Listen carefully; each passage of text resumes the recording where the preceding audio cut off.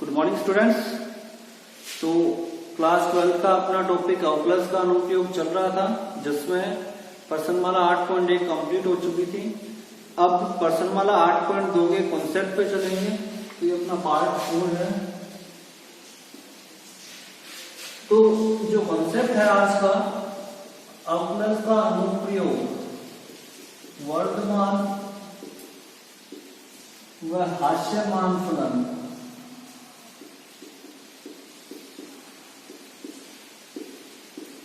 को सिद्ध करने के काम में आएगा।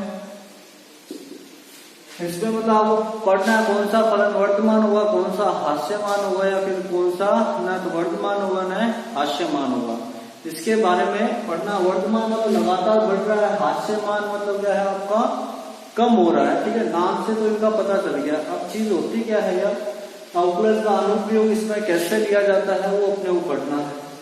तो सबसे पहले पढ़ते हैं वर्तमान का। इंक्रीजिंग एंड डिक्रीजिंग फंक्शन बोलते हैं इसको इंग्लिश में। तो माना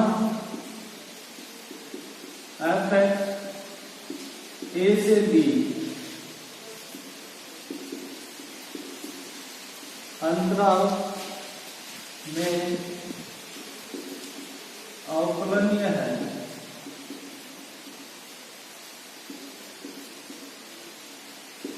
तो एफ एक्स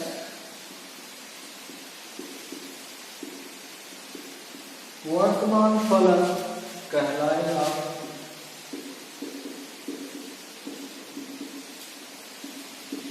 यदि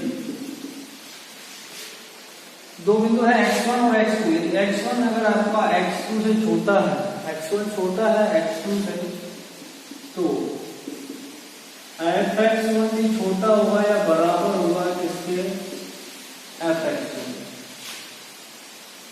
x1 छोटा है x2 से, तो fx1 भी क्या होगा, उसका फलन का मान उस x1 पे छोटा होगा x2 पे फलन के मान से। जैसे ग्राफ से देखा जाए, यानी कि x का मान बढ़ेगा तो फलन fx का मान भी बढ़ेगा। ठीक है, सिंपल ये कॉन्सेप्ट लगा सकते हैं। यहाँ x, यहाँ fx है, ये x1 है, ये x2 है, ये fx1 है, ये fx2 है। ठीक है, वो भी आपने ग्राफ बना दिया। ठीक है, इस टाइप से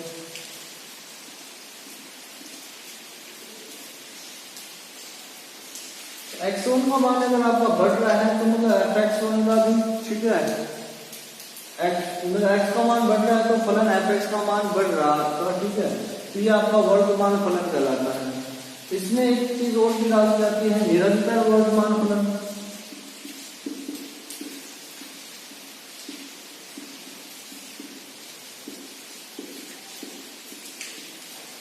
निरंतर में बच्चे हो जाएगा, x1 अगर x2 से छोटा है तो फलन fx1 का मान भी छोटा होगा x2 से, मतलब बराबर नहीं आएगा यहाँ पे।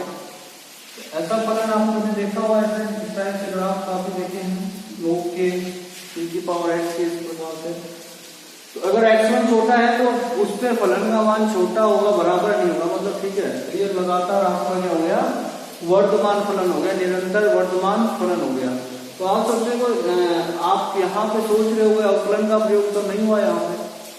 तो अवकलन का प्रयोग करके वर्तमान फलन कैसे सिद्ध करेंगे। फलन fx है, संतत है, अवकलनीय है अंतराल में। तो यदि f(x) का मान 0 से बड़ा है तो वो फलन आपका कहलाएगा वर्तमान फलन।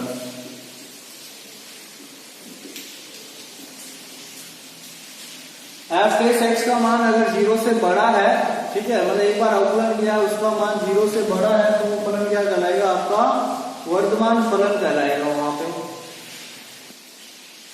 अब है हास्यमान फलन, मतलब ह्रास हो रहा, मतलब कम हो रहा आपका। जैसे जैसे x का मान बढ़ेगा फलन का मान क्या होगा, कम होगा उस पर, उसको बोला जाता है हास्यमान फलन। कॉन्सेप्ट क्या होगा आपका, वही दो बिंदु लेके x1 और x2। अगर x1 छोटा है x2 से तो ये बताएगा कि मतलब x1 पे जो फलन का मान होगा वो बड़ा होगा, बराबर होगा किसके, x2 से। x1 यहाँ पे छोटा है तो उसके फलन का मान क्या होगा, बड़ा होगा। उल्टा हो गया ना सिस्टम यहाँ पे। तो इसको बोला जाता है हास्यमान और निरंतर हास्यमान देखा जाए।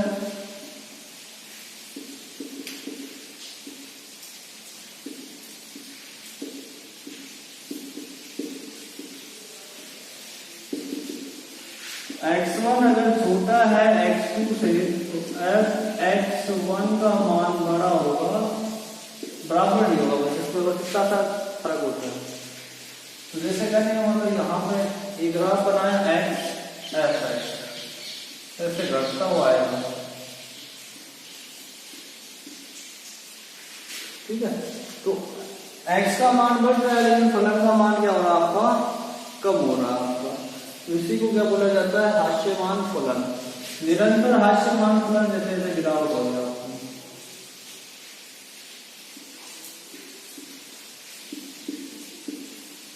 ये लगातार हो गया आपका। यहाँ पे बराबर वाला भी सिस्टम है, जैसे यहाँ पे ये बराबर होगा ना इसके, यहाँ पे आपका बराबर वाला सिस्टम नहीं है, इसलिए निरंतर बोल दिया जाता है इसको। बाकी कंफ्यूज होने की जरूरत नहीं है, नॉर्मल वर्तमान और हास्यमान आपके कॉन्सेप्ट पे हैं। अब अवकलन का अनुप्रयोग कहां से आएगा, यानी f बेस x का मान अगर 0 से छोटा है तो वो आपका क्या होगा, हास्यमान फलन होगा। अब लास्ट चीज इसमें, यदि f बेस x बराबर 0 आ जाए तो वो न तो हास्यमान होगा न वर्तमान होगा, उसको बोला जाता है अचर फलन बोला जाता है। तो तीन कॉन्सेप्ट आपको ध्यान में रखते हैं। f डेस x का मान 0 से बड़ा आया तो वर्तमान, 0 से छोटा आया तो हास्यमान, 0 के बराबर आया तो अचर फलन है, तो वर्तमान है हास्यमान। ओके, ये तो रही बेसिक कॉन्सेप्ट की बात। अब चलते हैं इसके एक्सरसाइज में। पहला प्रश्न है 8.2 का, इसमें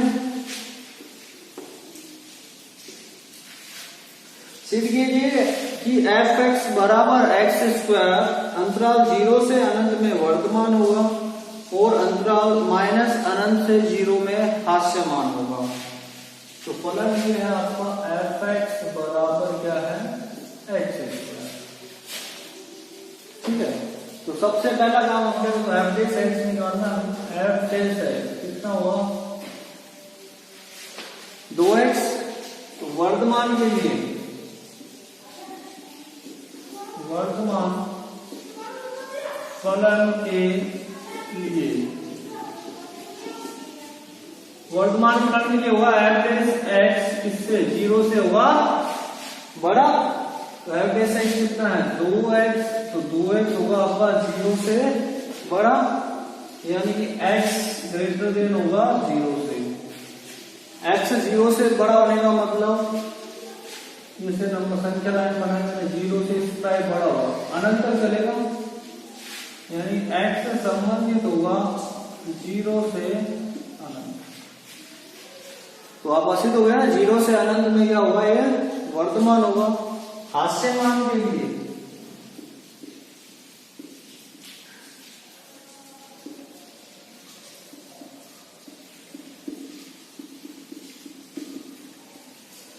f डेस x क्या होना चाहिए, 0 से छोटा होना चाहिए, यानी कि 2x छोटा होगा 0 से, यानी कि x छोटा होगा 0 से। 0 से छोटा होने का मतलब इस साइड आपका पूरा मान माइनस का, तो x किससे संबंधित होगा, अंतराल पे लिखेंगे तो -अनंत से 0। ओके, तो 0 से अनंत में तो ये आपका वर्तमान होगा, -अनंत से 0 में होगा आपका हास्यमान फलन।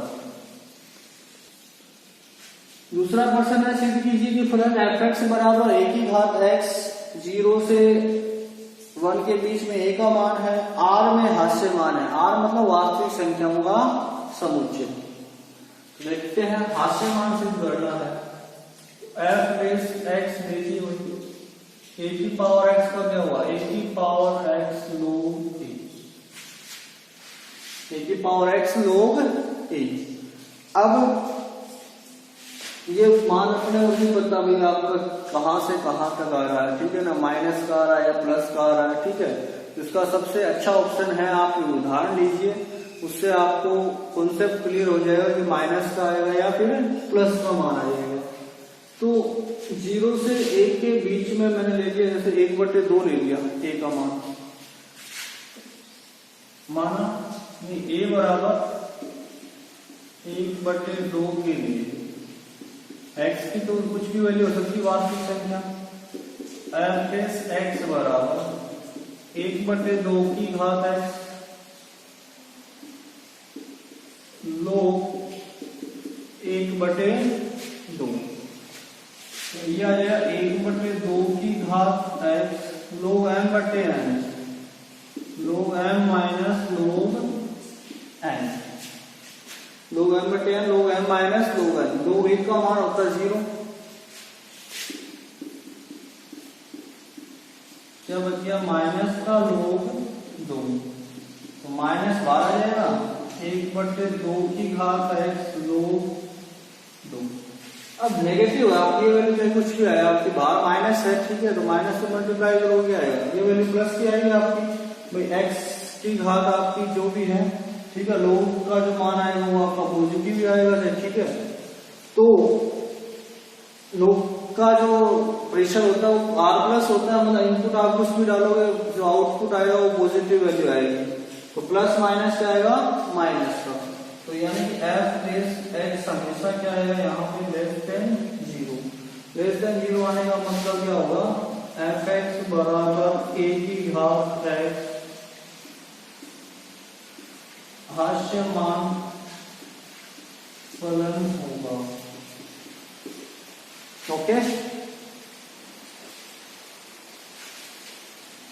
f(x) की बराबर क्या है log sin x, x संबंधित है 0 से 90 के बीच में, तो आपको सिद्ध करना है कि मतलब 3 से लेके 6 तक जो क्वेश्चन है उनमें ये सिद्ध करना है कि दिए गए अंतराल में, ठीक है, ये फलन क्या होंगे, वर्धमान होंगे, क्या वर्धमान सिद्ध करना है। तो वर्धमान के लिए सिद्ध क्या करना होगा कि f(x) का मान क्या होना चाहिए, 0 से ग्रेटर होना चाहिए, 0 से बड़ा होना चाहिए। f(x) मैंने निकाला, इसका log x का होगा 1/x और sin x का क्या हो जाएगा cos x, तो cos अपॉन sin हो गया ये cos x, ठीक है। अब आपको ये देखना cos x का मान 0 से 90 के बीच में, यहाँ x संबंधित है 0 से π/2, 0 से π/2 मतलब आपका ये हो गया पहला अंतराल, पहला चतुर्थांश हो गया। पहले चतुर्थांश में सारे के सारे क्या होते हैं, प्लस के होते हैं, तो 0 से π/2 में होगा तो मतलब क्या होगा cos x हमेशा क्या होगा 0 से बड़ा होगा, cos x 0 से बड़ा होने वाला f(x) क्या होगा ग्रेटर देन 0, अतः वर्धमान फलन है, ठीक है, वर्धमान फलन है, ये आपका सिद्ध हो गया यहाँ पे। एक संबंधित है 0 से π/2 में फलन आपका ये दे रखा है, f(x) देखिए तो यह 2x की घात 99 sin x का हो गया cos x और एक का हो गया 0। अब 0 से 90 के बीच में है विमान, तो 0 से 90 के बीच में यानी x संबंधित है 0 से 90 में, तो ये 2x की घात 99 में क्या हुआ, इसका मान हमेशा प्लस का आएगा, धनात्मक आएगा, और cos x का मान भी क्या हुआ, पहला चतुर्थांश है, पहले चतुर्थांश में cos x क्या होता है धनात्मक होता है, दोनों का मान प्लस का होगा, तो कहने का मतलब क्या होगा प्लस प्लस हमेशा प्लस, दोनों प्लस के मान है तो मतलब मान क्या आएगा धनात्मक का मान आएगा, धनात्मक मान आएगा मतलब f(x) क्या होगा 0 से बड़ा होगा आपका। तो ये प्रश्न संख्या 4 है, तो आपको 4 तक ये क्वेश्चन कंप्लीट करने हैं और इनका कॉन्सेप्ट आपको अच्छे से ध्यान में रखना है, ओके।